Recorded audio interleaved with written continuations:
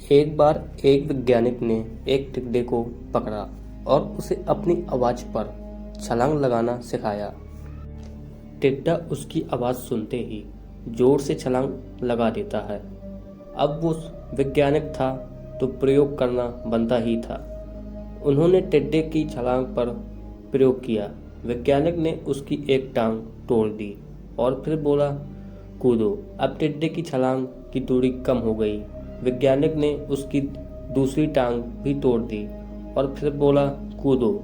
टिड्डे की छलांग और कम हो गई। अब गई उसकी दूसरी टांग।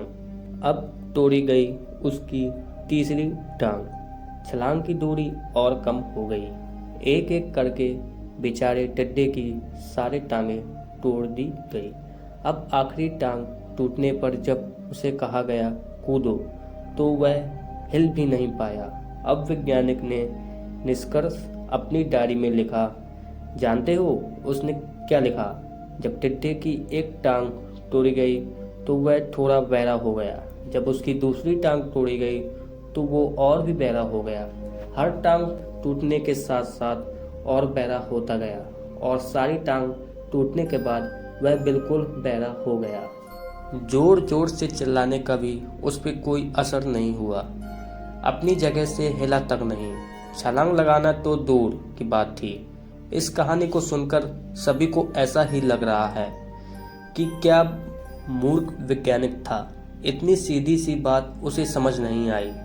या कुछ लोग ये भी सोच रहे होंगे कि ये तो किसी बच्चे को भी पता है कि टिड्डे की छलांग उसके टांग टूटने की वजह से कम होती जा रही थी, ना कि वह बहरा हो गया था।